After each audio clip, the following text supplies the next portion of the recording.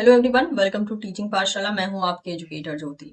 इस वीडियो में हम बात करने वाले हैं आरजीसीबी के पीएचडी नोटिफिकेशन के बारे में, जो कि जनवरी 2024 के लिए रिलीज कर दिया गया है। तो आप देख सकते हैं कि मैं इनकी ऑफिशियल वेबसाइट पे हूँ। इसका लिंक मैं आपको डिस्क्रिप्शन बॉक्स में दे दूंगी, आप वहां से रीच आउट कर सकते हैं। तो इनके वेबसाइट पे विजिट करने के बाद पीएचडी सेक्शन में आने पे आपको यहाँ पे देखने को मिल जाएगा पहला ही notification, that is PhD admission for January 2024। ठीक है, तो चलिए देख लेते हैं कि इसके सारे के सारे डिटेल्स क्या हैं, कौन से बच्चे एलिजिबल हैं, एज वेल एज आपको अप्लाई कैसे करना है। इस पे क्लिक करने के बाद जो है आपके सामने ये एक पेज ओपन हो जाएगा। इसको रिलीज किया गया है 1 December 2023 को, ये नोटिफिकेशन को रिलीज किया गया है। तो this is a PhD admission for January 2024। Okay, so the Rajiv Gandhi centre for biotechnology, जिसे हम आरजीसीबी कहते हैं, it invites the application for admission to the PhD programme January 2024 session in a various domain of disease biology, neurobiology, bio informatics and plant science. तो ये सारे department है जो कि इनके पास अवेलेबल है। अगर हम बात करते हैं तो इंपॉर्टेंट डेट्स में चली आती है। लास्ट डेट जो है इस फॉर्म को फिलअप करने की, वो होगी 4 January 2024। Okay, this will be the last date for the application. Second week of January 2024 में आपको जो है उन बच्चों की लिस्ट मिल जाएगी जो कि शॉर्ट लिस्ट किए गए हैं इंटरव्यू के लिए। Third week, sorry, date of the publication of list of short listed candidates का आपको यहाँ पे लिस्ट मिल जाएगा। थर्ड वीक ऑफ जैन में जो है आपको डेट जो है इंटरव्यू के लिए वो प्रोवाइड कर दिया जाएगा। And fourth week of Jan में आपको पीएचडी ज्वाइन करने का भी डेट दे दिया जाएगा। तो आपको इनकी वेबसाइट पे जो है विजिट करते रहना है। विद टाइम जो है इन सब चीजों के बारे में ये अनाउंसमेंट करते रहेंगे। बाकी डिटेल देख लेते हैं, कौन से बच्चे एलिजिबल हैं और बाकी सब चीजें, जैसे कि यहाँ पर मेंशन है, आप देख सकते हैं। The scientist vacancies for PhD admission January 2024. So the eligibility for PhD admission is candidate with a postgraduate degree in life science, agriculture, environmental, veterinary, pharmaceutical, medical science और allied subjects जैसे कि हो गया biochemistry, biotechnology, bioinformatics, biophysics, chemistry, microbiology and many more with 60% marks in aggregate or equivalent grade in UGC 10-point scale or an equivalent grade in a point scale wherever grade system is followed, or an equivalent from a foreign education institute accredited by the assessment and the accreditation agency which is approved, recognized or authorized by the authority established or incorporated under the law in its home country, or any other statutory authority in that country which assess or accredit or assure the quality and standard of educational institution are eligible to apply. तो आपके पास minimum 60% का marks होना चाहिए, अब वो चाहे percentage में हो चाहे पॉइंट में हो, और आपका पोस्ट ग्रेजुएशन होना चाहिए इनमें से किसी भी एक सब्जेक्ट में।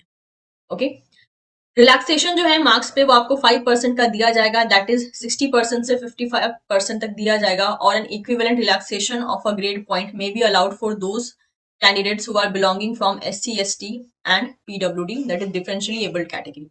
तो इन कैटेगरी के स्टूडेंट के लिए 5% मार्क्स का रिलैक्सेशन होगा, मतलब आप लोग के लिए 55% रखा गया। द कैंडिडेट शुड हैव, आपके पास जो है वैलिड जीआरएफ स्कोर कार्ड होना चाहिए, जैसे कि हो गया UGC, CSIR, ICMR, DBT, DST INSPIRE और any other nationally competitive fellowship for a period of 5 year offered by the government. तो आपके पास ऐसा फेलोशिप प्रोग्राम होना चाहिए जो 5 साल के लिए आपको फेलोशिप प्रोवाइड करा सके। Student who appeared for any national level fellowship examination and are waiting for the result can also apply. Application will be processed only if they produce a valid document providing the award of the fellowship within the 10 days after declaring the result. और मान लीजिए अगर आपने अभी कोई national level exam दिया है, आपको पता है कि आप क्वालिफाई कर जाओगे, तो आप तब भी अप्लाई कर सकते हो। लेकिन जब ये रिजल्ट को डिक्लेयर कर देंगे, उसके 10 दिन के अंदर अंदर आपको अपना फाइनल रिजल्ट उनको दिखाना होगा, जिसमें कि ये मेंशन होगा कि आपने वो नेशनल लेवल एग्जाम क्वालिफाई कर लिया है, और अगर आप नहीं दिखा पाते हैं तो आपको रिजेक्ट कर दिया जाएगा। अपर एज लिमिट जो है 26 ईयर्स की रखी गई है on January 1, 2024। Age limit will be relax for SC ST and differentially abled candidate as per the government rule. RGCB program is affiliated to the RCB, an institution of national importance, provide education, training and research established by the Department of Biotechnology.